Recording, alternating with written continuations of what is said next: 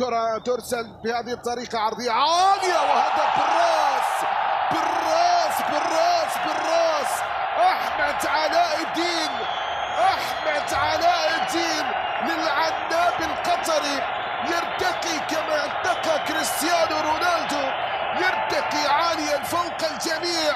يضع الكرة في المرمى مسجلا أول أهداف العناب القطري، يفتتح النتيجة أخيرا في شوط المباراة الأول، يسعد السيد برونو، وهدف جميل للغاية عن طريق أحمد علاء، ثاني أهداف في هذه الجائزة. هذه خطيرة عرضية أمام المرمى، فرصة لكن الله ضاعت الفرصة، فرصة خطيرة للغاية عن طريق اللاعب محمد مرهون،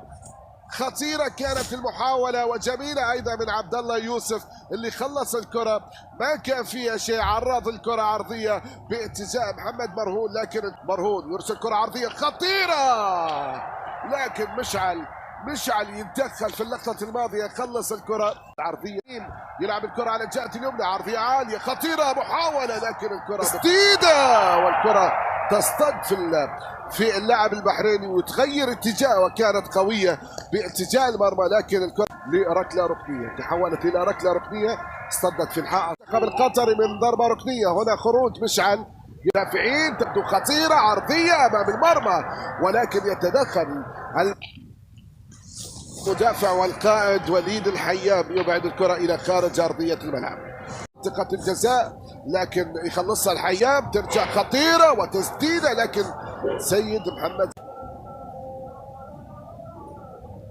محمد جعفر طبعا كسر رقم علي أسد، علي يا الله، هي خطيرة أمام الجماهير. أيمن في هذه المباراة تقدم، سدد الكرة، ولكن الكرة إلى خارج أرضية الملعب، أصبحت ضربة مرمى لصالح المنتخب طبعا. ومن حرك مكان ثابتا في المنتخب البحريني، تسديدة قوية وصلت للشباك، سجل المنتخب البحريني، كرة كان فيها خطأ من المدافع، غيرت الاتجاه، ولكن اتجاه المنتخب البحريني واضح، لكن الكرة تتحول إلى راح نشوف الآن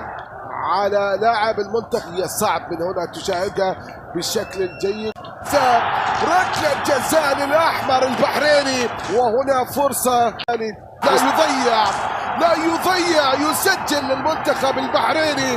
يقلب الطاولة على المنتخب القطري، المنتخب البحريني